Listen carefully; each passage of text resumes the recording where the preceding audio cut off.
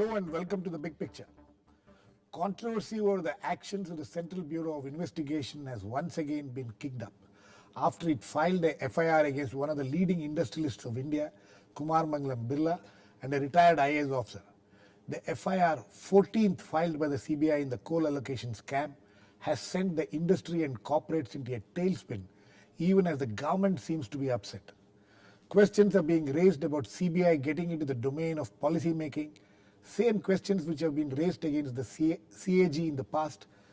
Also, meanwhile, there is also much criticism about such actions affecting the investments and creating an atmosphere of fear and uncertainty among industrialists. On the other hand, there are also frequent criticisms against the CBI that it acts on the orders of the government. So have things changed? Has the CBI really become independent of the government? And should CBI take the criticism about its action affecting investments and creating fear into consideration when it investigates? And how fair is the CBI in its investigations? We will discuss all this today with Dr. Karthikeyan, former Special Director CBI, A.N. Tiwari, former Secretary DOPT, which is the nodal ministry for the CBI, Prashant Bhushan, the well-known Supreme Court advocate, and Vinay Kumar, Senior Assistant Editor of The Hindu, who has been covering the CBI for many years. Welcome to all of you. Prashant, I would like to come to you first.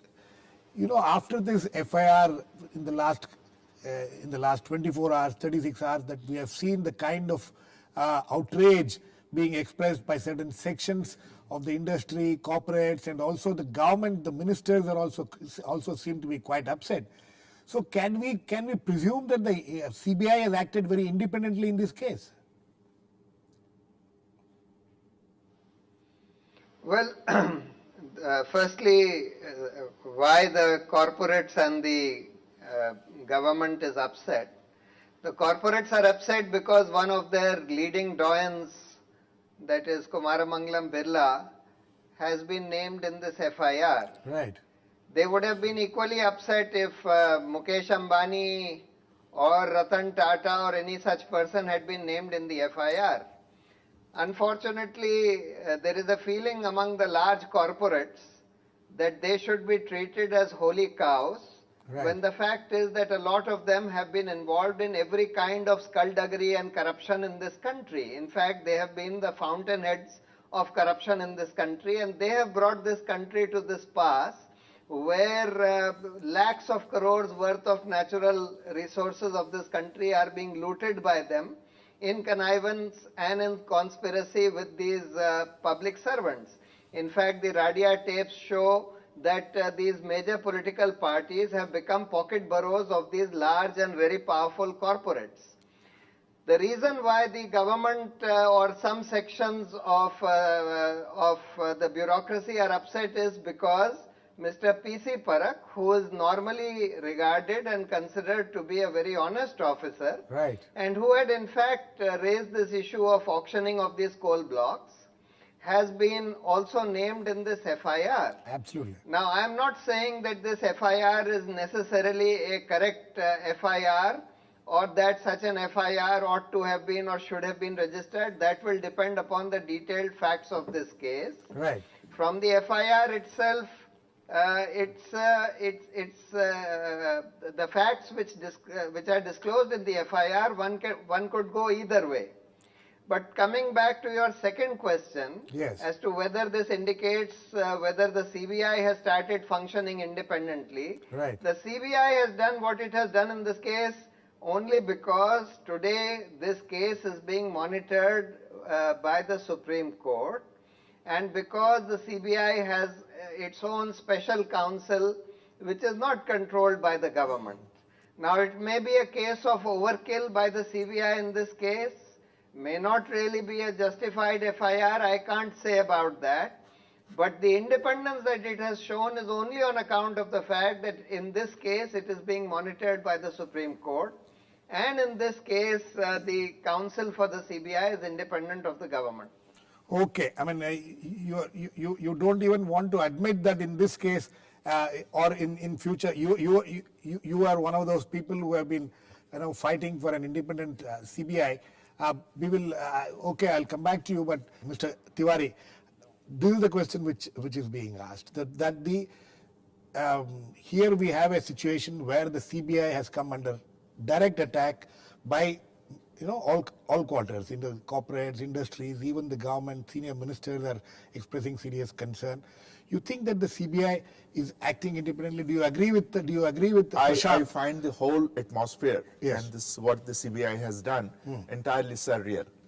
The reason Entirely? is surreal. Okay. Because, I don't know whether CBI is acting independently, but it surely is trying to present itself as an independent agency. Right. What they have done here is they have just filed a PE, that is preliminary investigation. Right. Parekh was other day on television. They filed an FIR. FIR and the part of the preliminary investigation. Right. Parekh wanted to know why was it so eager to go to the press and to the world and say that you have filed the FIR. It could have very well have waited for the regular inquiry to start when you would have collected more evidence against either of these two persons. But these are instances. finish. There were raids on Hindalco. These raids have no meaning. They have raided umpteen number of people. You know about the Jain Hawala case? Right. 15 years they kept on raiding everybody in sight, and at the end of the day it was a damp squib. Now, I think there are serious questions. Not you and I ask about CBI, but CBI should ask about itself. Right. Whether it is being professionally upright and competent in doing what it is doing. Where was the need to really go and paint the whole world red and say these people are found to be culprits? Now, the CBI director goes to the press and says if they have got any defense, they can come and get out of this. Exactly. Now, what I don't understand the logic of it all. First, He says that they're still in the completely preliminary destroy a stage. man's reputation, whether it is bureaucrat or it is a businessman, that is not my concern. But please look at it from the point of view of these two people. They are having sleepless nights. They don't know what wrong we have committed. Here is a man, PC Parekh, whose integrity will be vouchsafed by anybody who has worked with him. I know him for 40 years. Yes, and you both belong to the same cadre. Same cadre, we are very close friends, and I know him very well. Now, I can't understand Parekh doing anything out of the way, but he is an intrepid person. When he knows something is right, you cannot stop him from doing the right. Here, he was convinced, perhaps according to him, that this was a straightforward case of his doing something which was economically beneficial to the state. Now, please come to think of it. And that's why he changed his He changed the decision. Now, it happens all the time. The Ministry of Coal is not a ministry for the PSU under the coal, Navy Corporation. It is a ministry for coal. Anybody who is able to produce evidence that he can make this coal output go into regular production and help productivity, that man should be welcome, whether it is a private man or he is a public sector unit.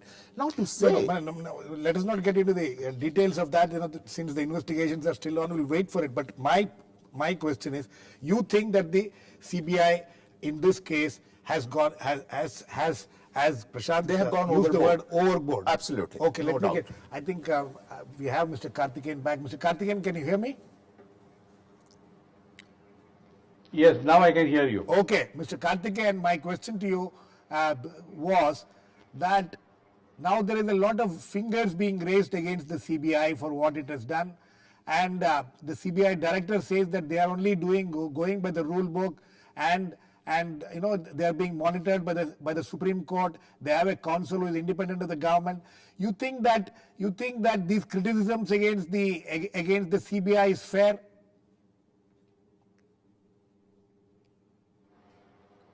See, I know nothing of what happened in the Ministry of Coals on this allocation. Right. Now the details of the investigation by the CBI. Right.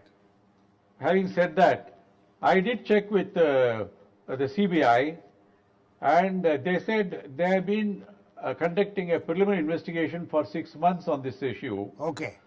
And going by the records, they could not find any justification for the allocation to be revised. That is what was done by the steering committee earlier. Right.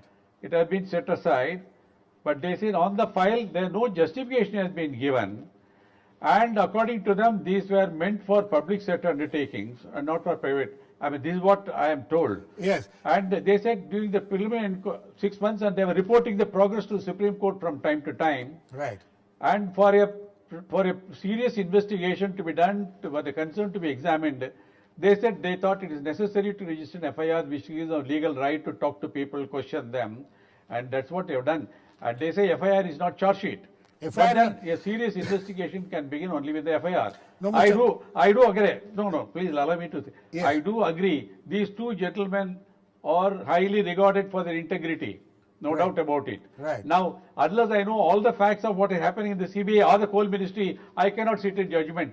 And also the matter being monitored by the Supreme Court, I have to be very, very careful in my comments because That's right. I may be accused of interfering with the course of justice. Absolutely. So, Mr. Karthikeyan, neither you know nor I know. Absolutely, Yes. Mr. Karthikeyan, let us not go into the merits or demerits of the case. My question to you is that at what stage does the CBI, feel fit to file an FIR? You think this is a case where they have found it fit to file an FIR? Is this the stage at which an FIR can be filed or should be filed? See, there are cases and cases. Right. You can't have a one thumb rule for everything. Right. See, the preliminary investigation, preliminary inquiry we call it, Right. if that gives them enough material to say serious investigation is required, Right. and they get empowered to call people, investigate, summon people, question them, only when there is an FIR, registered FIR. Right. And also in a case which is monitored by the Supreme Court, it's a huge, large number of cases being done, and they must have thought, played safe. Whether right or wrong, I can't sit in a value judgment. No, let us Accepting the not- fact that I know Yes. these two gentlemen, the industrialists and the officers, enjoy very high reputation. They enjoy high reputation, there's no doubt about it. But the question is that, the criticism against the CBI is that they should be unless they have hard evidence, they should not be doing these things to people like by Kumar Mangalam Birla or any other industrialist. It hurts the investment atmosphere, it creates problems for business environment and things like that. You think these are issues which the CBI officials should be taking note of when they are conducting investigations? I do suppose they must have taken all this into consideration because they know very well, even an FIR is not a charge sheet. Right. But even then, it affects the reputation of the individuals concerned. Right. I am sure they must have taken into consideration all these facts, and unless they feel compelled there is a need for it, they should not have done it. I entirely agree with you. When your FIR is not charge sheet, is not a conviction. Right. You are only suspected to have committed some wrong. Another. And according to them, Yes. there is no justification on any record to show, to give the reason why the decision was revised. Okay, but the criticism against They are them, not saying quid pro quo. They are not accused of corruption. Anybody. there is no corruption They are charge. not accused anyone of corruption according to what we say. Yes. According to the FIR, as I see it. Right. As of now, there is no such charges. Okay, I'll come back to you, Mr. Karthikeyan. Vinay Kumar, you think that the CBI now finds itself cornered from all sides? No, this is Girish. This is not a question of being cornered or not cornered. This is a process of investigation which is being monitored by the Supreme Court of the country. Right. And now, at any stage, if the CBI finds that here is a case in which they have been conducting preliminary inquiry for so many months, and a stage has come when it requires serious investigation, serious probe, they go ahead and file an FIR. As Mr. Karthikeyan was pointing out, FIR is only a process of investigation. That when you suspect somebody of doing something wrong, it is not a charge sheet. Absolutely, It is open to scrutiny before a court. If the court feels that FIR has not been done properly, the accused persons, the suspected persons can always approach appropriate court for quashing of FIR. Vinay, a court can throw FIR out. Absolutely, Vinay, but the argument that the CBI has been more enthusiastic in publicizing this case, where was the need for them to go to the media and announce all these things? They could have done these things quietly. What do you have to say to that? No. I agree with that, but the question is FIR is a public document. If CBI does not announce it, does not issue a press statement or press release announcing that they have registered an FIR, and FIR has to be filed before the designated court. Right, and it's a public Any document. reporter can and any have reporter can- access to to the Absolutely. court documents. Absolutely. So if not today, tomorrow it will come out. And if they give the status report to Supreme Court also, unless and until it is mandated to give in a sealed cover, court proceedings are also open for media. Absolutely. So I don't buy this argument that they should not have gone public. Okay, it is not one such case. There are so many cases where reputations, persons who are having very high and blemish-free reputations have been accused in FIR, and later on it has been found that CBI or any probe agency could not find anything against them.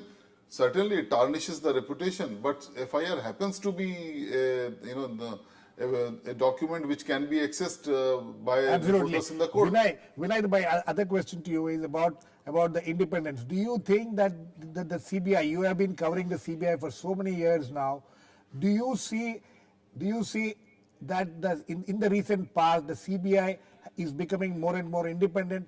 Is it acting independent of the government? The CBI, as things stand today, after Supreme Court's disparaging observation that CBI is a caged parrot with so many masters, Yes. and the dependence of CBI on the government for its functioning, Yes. there has been a tug of war. If you see right from the month of May when this matter came up before the Supreme Court and Supreme Court's observations came out, there has been a tug of war between government and CBI. What the CBI has filed in its rebuttal in the month of August, which was before the Supreme Court, that it wanted functional autonomy. Right. And now CBI, for all its officers who are IPS officers who are on deputation to the agency, has to depend upon the government. Right. And CBI director doesn't even have the freedom of choosing or selecting his own superintendents of police, Right. joint directors and DIGs. All these come through the route of UPSC and CVC, which has superintendents over CBI, and funding also CBI has to depend upon the government. And selection of director, it is all very complicated issue which is intertwined with the government machinery. Okay. So CBI can wish to be independent, but it is practically, I don't see it happening, even after such observations made by Supreme Court and the affidavit given by the government and the GOM, which was, even after this FIR being filed, and which the government doesn't seem to be very happy about. Anyway, I'm sure. Most certainly. Okay, Mr. Tiwari wants to react. I Yes, Mr. just want to Tiwari, make you have been the Secretary DOPT, you have handled the CBI. What If you Vinay ask, says, do you agree with him? CBI has been with the Cabinet Secretariat. Earlier it was with the Home Ministry. Right. And presently it is with DOPT. DOPT. Now, if you ask any DOPT secretary or Cabinet Secretary or Home Secretary whether they would like to keep CBI with them, their answer would be no. They would like to get rid of them. And to talk in terms of Secretary trying to influence the CBI in any manner is absurd.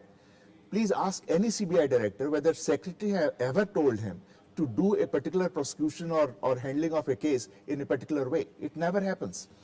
It may happen through the political executive. Right. Now, my question... That is the charge. That is normally. the charge. My point is, CBI has gone in affidavit before the Supreme Court saying, take away the control from the Ministry of Personnel, Right. but I will report to the minister Right. as a special secretary. That means the person who is interfering the most with your work, you will be reporting to him. I think the paradox of the statement, how it didn't appear to those wise men who are heading CBI, I don't understand. Number two, CBI is professionally and functionally quite independent. This talk about no space being provided, it's a caged parrot. If it is a caged parrot, it is a parrot which has walked into the cage itself. I don't understand how it is happening. There is a CVC who doesn't allow anyone to come near the CBI to ask any question other than what the CVC asks. Right. This whole selection process is a committee chaired by the CVC. which has got the participation of the other two commissioners, the Home Secretary, Secretary Personnel and Secretary Coordination, and Director CBI are all there. And then the whole process of selection is made. In fact, the DOPT virtually acts like a secretariat of CBI. CBI says, we want these people. It is Secretary DOPT who goes to the Home Secretary, sees, because Home Secretary is the cadre controller for IPS. He said, go around the world and get us IPS officers. Many people refuse to come. And that is the problem. But the perception is entirely I don't know different from what you are saying. I think bad bhala, badnaam, bura type thing is happening. Let me get Prashant in on this. Prashant, see, you are one who has been saying for a long time that CBI is in fact the cage parrot thing is something which you completely agree with. But here is a man who has held the post of the Secretary DOPT as a completely different take on this. No, I don't agree with Mr. Tiwari at all. We have seen in so many cases, the CBI has changed its tune in accordance with the wishes and the political convenience of the government. In Mulayam Singh's case, in Mayawati's case, CBI has repeatedly changed its stand on whether they are guilty of possessing disproportionate assets or not. And they have changed it precisely according to the convenience, the political convenience of the government in power. Okay, Prashant. And the reason is very clear. Oh, Prashant, 1 second. Mr. The Karthikeyan, are you there reason still? is, Okay, continue, Prashant, but Mr. Karthikeyan has left. Okay, yeah, please continue. right. The reason is very clear. The administrative control over the CBI vests entirely with the government. Transfers, postings, promotions, disciplinary action, post-retirement jobs are all controlled by the government. So long as this continues to be the case, there is no question of the CBI becoming independent of the government. It is only in court-monitored cases that this happens to some extent because the court says that the team which is investigating will not be changed. They will report directly to the court. And in the Colgate case, they have also appointed a special counsel for the CBI. Or they have ensured that CBI will have a counsel independent of the government. Okay. Let me get Mr. Tiwari now. Mr. Tiwari, do you agree with that? Actually, what I was saying just before Mr. Prashant Bhushan came in was exactly what he's saying. I'm saying, if the assumption is that it is the political executive which interferes with this work, with CBI's work, where is the point in CBI going to Supreme Court and saying that I will report only to the political executive, take away the secretary? What do you have to say to that, Prashant? No, I agree. It doesn't make any sense for the CBI to say that, well, let me not report to the secretary, let me report directly to the minister. Right. Although even when they report to the secretary, they are indirectly reporting to the minister himself. So that by itself is not going to change things. That is why we have been saying that make a completely independent Lokpal, which is independent of the government for all purposes. No, we will get to the. We will not get into the in terms of its functioning, in terms of its finances. We will not get into the Lokpal debate. And place the CBI under the administrative control of the Lokpal. No, we will not get into the Lokpal debate today. But in this present instance, what we are discussing today, don't you think that the CBI seems to have acted independently? And you say that it is because the Supreme Court is monitoring it, and you point out that, so don't you think that the CBI at this point of time is being badgered from all sides? When it acts independently, it has a problem. When it doesn't act independently, also it has a problem. No, that is true. To some extent, it is being badgered from all sides.